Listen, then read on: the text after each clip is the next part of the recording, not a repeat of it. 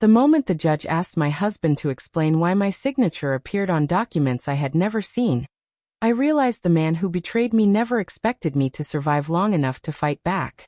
My name is Lauren, and for 15 years, I believed I was married to a man who respected me. We lived in Southern California, about 40 minutes outside Los Angeles, in a quiet neighborhood where people waved from driveways and kids rode bikes until sunset. Our home wasn't glamorous, but it meant everything to me. My parents helped with the down payment when we bought it. They said it was their way of making sure I was secure. I worked in medical administration. Long hours, constant pressure, but steady pay. I carried the health insurance. I handled the household. I made sure bills were paid, birthdays were remembered, and family obligations were met. My husband, Brian, always said he handled the money side. I believed him. I believed that love meant trust, and trust meant not asking questions. Looking back, I see now that silence was never trust. It was permission. The first sign wasn't financial. It was emotional. Brian stopped touching me. He stopped asking how my day went. When I talked, he nodded without listening. His phone was always face down. Password protected. If I walked into a room, he'd tilt the screen away from me like he was hiding something. When I asked what was wrong, he told me I was imagining problems. He said I was stressed. He said I was becoming negative. Then the money started feeling strange. At first, it was small things, balances that didn't match what I remembered. Credit card statements he said he'd already handled.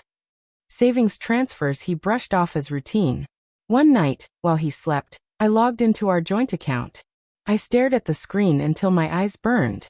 $198,000 missing. I checked again. Refreshed the page. Logged out and back in. Still gone. The next morning, I confronted him carefully, trying not to sound emotional. My voice shook anyway. He didn't apologize. He laughed. He told me I wouldn't understand his investments. He said I was embarrassing him by panicking. He said I needed to trust him. That word, embarrassing, stayed lodged in my chest. The affair didn't reveal itself because he confessed. It revealed itself because he was careless. I borrowed his laptop to finish work. A message popped up before I could close it. I hate pretending at home. I can't wait until this is over. There were dozens of messages. Long conversations. Photos of him smiling in ways I hadn't seen in years. Hotel reservations. Jewelry receipts. And buried between them money. I moved another transfer today. Once the house situation is finalized, we're free. My hands started shaking so badly I had to sit on the floor. He wasn't cheating impulsively. He was planning a future without me. And I was paying for it. That night, I locked myself in the bathroom and cried until my chest hurt. I thought about calling my parents and telling them I had failed. I thought about packing a bag and disappearing quietly just to escape the pain. For 2 days I barely ate. I barely slept. I walked through my own house like a guest. On the third day, something inside me snapped, not loudly but decisively. I searched county property records. And that's when I saw it. The house. Transferred. My name removed. The signature was mine, but not mine. Forged. I remember sitting there in silence, staring at the screen, realizing this wasn't just betrayal. It was theft. That was the moment grief hardened into focus. I didn't confront him. I didn't scream. I became careful. I smiled when he spoke. I asked about his business. I pretended I believed every lie. And behind his back, I started collecting evidence. Bank statements. Wire transfers. Emails. Property documents. I wasn't emotional anymore. I was awake. Once I started looking, the truth was everywhere. I pulled bank statements going back years. I printed wire transfers he assumed I'd never notice. I downloaded emails he forgot to delete. Each document felt heavier than the last, like proof I was lifting myself out of the fog he'd kept me in. I didn't confront him. I studied him. I watched how confidently he lied, how easily he dismissed me, how comfortable he felt assuming I was too emotional, too loyal, too scared to act. That arrogance became my shield. I contacted a female attorney in downtown Los Angeles who specialized in marital asset fraud. When I laid the evidence across her desk, She didn't interrupt me. She didn't rush me. When I finished, she said quietly, "He didn't just betray you. He planned to erase you." That sentence burned, but it also clarified everything. For the next several weeks, I became invisible on purpose. I cooked dinner like nothing had changed. I laughed when he joked. I asked about his investments. I let him believe his performance was flawless. Inside, I was documenting everything. Financial forensic experts traced the money. Subpoenas were prepared. Property records were verified. The LLC he hid behind unraveled under scrutiny. Even the woman he was cheating with became part of the case. She didn't know it yet, but she was standing on stolen ground. At night, when he slept peacefully beside me, I lay awake reminding myself, "Don't rush. Let him underestimate you." Brian believed it was a routine civil hearing. He dressed confidently. He kissed my cheek before we entered the courthouse. He whispered that everything would be handled. He was wrong.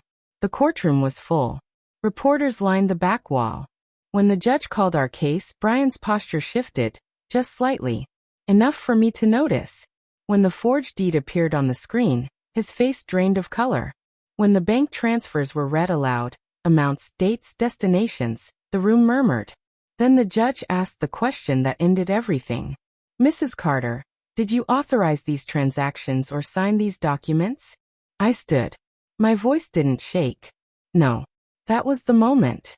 The one you'd freeze forever. Brian tried to speak. He stuttered. He contradicted himself. He looked at his attorney like he was waiting to be rescued. The woman he'd been cheating with sat 3 rows behind him. When her name was mentioned, she stood up and walked out without looking back.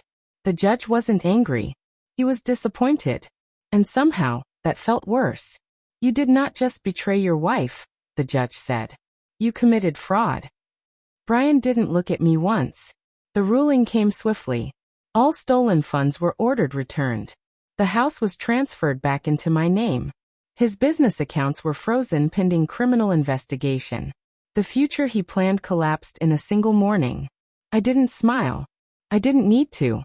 Justice didn't feel loud. It felt final. Weeks later, I stood in front of my house at sunrise, holding the restored deed. The same house he tried to steal. The same house he thought I was too weak to fight for. I thought about the woman I was before. Quiet, trusting, afraid of conflict. And I let her go. Here's what I learned. Betrayers rely on silence. They collapse when faced with evidence. I didn't win because I screamed.